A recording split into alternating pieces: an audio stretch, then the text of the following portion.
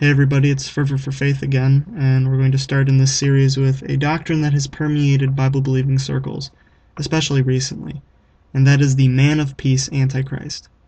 The doctrine of the Man of Peace Antichrist teaches that when the biblical Antichrist, or Man of Sin, arrives, he will come as a man of peace, advocating universal brotherhood among humanity. He'll be a great speaker and will get to people's hearts very, very easily by just being seemingly a very nice guy and wanting peace and all that. This is closely related to the concept of a 7-year peace treaty that is supposedly brokered by this version of the Antichrist between the nation of Israel and its Arabic neighbors. This version of the Antichrist is usually very effeminate and is usually homosexual, while being universally adored because of his peacemaking ability. Again, very, very strong speaker, very, very warm personality type of guy, and he receives full control of the world without much of a fight.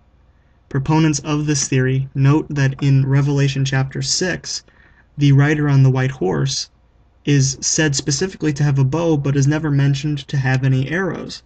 Hence, it is assumed that he conquers without any bloodshed. Now, this doctrine is so far removed from reality that it's hard for me now, who was once a proponent of it, to understand how one can believe it when they're given all of the facts. Biblically speaking, the Antichrist is 100% of the time described as a man of war, not peace. He is constantly talked about in Scripture as having incredible war-making ability and capacity to destroy. For example, in Daniel chapter 8, verse 24, we read that it says, "And his power shall be mighty, but not by his own power, and he shall destroy wonderfully, and shall prosper and practice, and shall destroy the mighty and the holy people." In Daniel chapter 11, verse 40 through 45, we get an explanation of the Antichrist's war-making prowess, subduing several Middle Eastern nations in the process, Egypt, Libya, etc. Revelation chapter 6 and 13 are also great places to see this as well. Those that worship the beast in Revelation chapter 13 verse 4 ask, "Who is like unto the beast? Who is able to make war with him?" So we see he's a man of war. He's not a man of peace. His main mission is fighting in wars.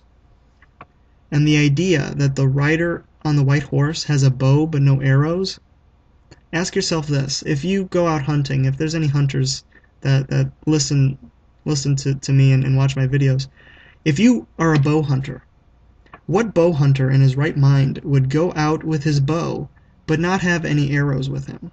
What good is a bow going to do if you have no arrows? If he truly has no arrows in that passage, which I highly doubt, I don't think that's the case at all, but if he truly didn't have any arrows, it's because he has already shot them. The idea that the Antichrist will be some kind of effeminate homosexual type of guy is preposterous, really, if we really think about it. Again, the Bible is filled with descriptions of the Antichrist's warrior capabilities. He's going to be a man of war, a greater warrior than we've ever seen, really. He's going to be a phenomenal general and a phenomenal fighter. And given his target audience, which I've explained in older videos, and I plan to explain again in the future in a better way, given that target audience, I think it's likely that he's actually going to be married. So this concept of the Antichrist being something along the lines of a homosexual second coming of Mohandas Gandhi certainly doesn't come from the Bible. It doesn't come from the Bible at all. Now I know what you're saying. You might be saying to the screen, but it says in the Bible that by peace he shall destroy many. Well, let's go ahead and let's unpack that. It's going to take a moment, but when I'm done explaining, I hope that you'll see why this argument doesn't work for this particular theory. The passage that is being referred to here, of by peace he shall destroy many, I believe that's definitely talking about the Antichrist, but I think it has an important target to what it's talking about. And let me go on to explain. In Daniel chapter 9, verse 27, it says that the Antichrist shall confirm the covenant with many for 1 week. Now the many that he confirms the covenant with is the same many that are destroyed by peace. That is what I firmly believe, based on everything that I've read in Scripture about the man of sin. The same many that he confirms the covenant with is the many that are destroyed by peace. Now you might say, well, see, that proves a 7-year peace treaty, but I've explained in older videos, and I believe that I still have a video on this up that you can go and watch, that there is no 7-year peace treaty. In the King James Bible, it says that he confirms the covenant, and I think that's a very important use of the words the covenant, because it's very specific in the Old Testament what it's talking about when it talks about the covenant. It's not just a covenant, it's the covenant. So there is no 7-year peace treaty. So then what does that mean if the many that is referred to in Daniel chapter 9:27, if that's the same that's being talked about when it says that by peace he shall destroy many? What is that talking about?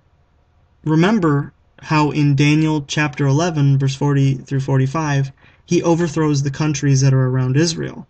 It says he enters the glorious land and many countries shall be overthrown. I think that has an important part to do in history, and it's something that we can read about in the Bible. King Solomon, the son of David, is said to have had, quote, peace on all sides round about him, from 1 Kings chapter 4, verse 24. I personally believe that what this passage is talking about is that the temporary peace that the Antichrist achieves through war, this temporary peace convinces that many of his messianic credentials, corrupts them and ultimately destroys them. And the many in this verse and in the verse in Daniel chapter 9, I believe are the Jewish people, the children of Israel. So I think that that's specifically talking about the Jews, not necessarily the entire world. So having said that, where exactly do we get this idea of the man of peace, Antichrist? If it doesn't come from the Bible, where does it come from? And I think the answer to that is simple if we just do a little bit of digging. The answer, I believe, is the idea of the New World Order conspiracy theory. And this might be where I lose some of you, but I just hope that you'll listen to what I say. I'm not going to go into a whole lot of detail in this video. I do plan to talk a whole lot more about it in another video, but right now I just want to talk about how this theory gave rise to the man of peace Antichrist doctrine. To give you just a very, very basic overview of what the New World Order theory teaches. And there are many sub-theories that branch off of it. The basic NWO theory teaches that the world is currently being run and directed by a secret society of elites whose ultimate goal is a one-world system, a one-world government, one-world religion, and one-world economy. Now, the ruling elites vary in each sub-theory. For example, some say that the ruling elites are the Vatican, some say it's the British monarchy, some say it's the Jews, some say it's the Bilderberg Group, etc. There are many different sub-theories, as I said, but the same basic premise remains intact. Now again, I'm going to talk a whole lot more about that in another video. I'm not going into that right now, but I do want to talk about how this theory gave rise to the man of peace Antichrist doctrine. In the NWO theory, the elites already control large swaths of the world. China, the EU, etc., etc., etc., are already supposedly under their control. That means that when the Antichrist arrives, he really doesn't have to fight anybody. He is crowned really from the moment he shows up, because most of the world is presumed to be already under his control, at least behind the scenes. So assuming that the NWO theory is true, how do we explain all the talk of the Antichrist conquering?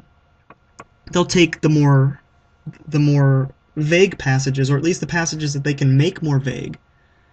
They will say, well, they don't mean he's conquering with war here. They mean he's conquering with peace, for example, in Revelation chapter 6. And by doing that, they brought about the birth of this man of peace doctrine. However, that does not explain why someone who already controls the world before he even shows up would go out making war and conquering land. It's a complete and total contradiction. What country is he fighting if he already runs them all through the NWO elite?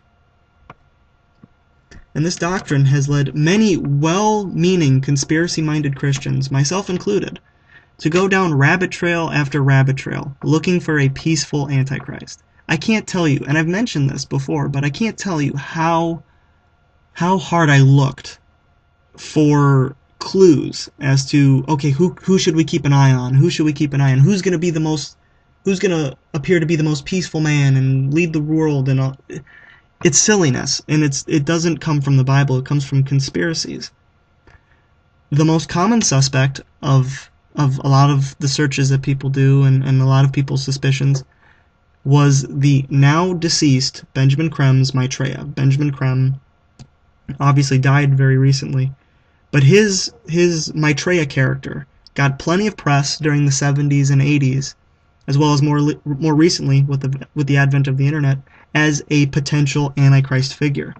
It got a lot of people worked up, and a lot of people were writing books about it, and writing articles and all that stuff about this character, this Maitreya character.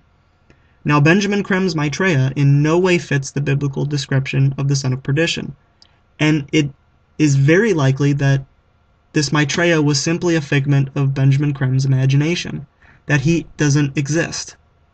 Here is a link to a great video by Chris White debunking the Maitreya story. But the prospect of some peaceful Maitreya-type figure coming in and taking over the New World Order system is exactly what the majority of Christians expect to happen. That's what they're looking for, and that's what I was looking for.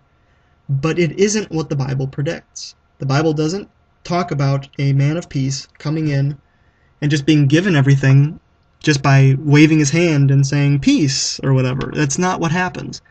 The Bible predicts a man of war who goes out conquering nations with supreme martial ability, and the world wondering at his conquests. And by the nature of the signs and wonders and conquests that he's able to do, people will accept him for what he says. The majority of the action of the wars and the fighting takes place in the Middle East and in North Africa, with Egypt, Libya, Syria, the nations surrounding Israel, and Israel itself being mentioned as part of the fray. So there is absolutely no reason for us to believe in this man of peace doctrine, because it comes simply from something that has no basis in Scripture. It doesn't come from anything concretely in the Bible. It comes from things that we've learned outside of the Bible, and we have kind of tried to force that into Scripture. So, lastly, to conclude, we see that the conspirianity doctrine of the man of peace, Antichrist, negatively affects our understanding of prophecy by giving us a false vision and a false idea of what the Antichrist will really be like.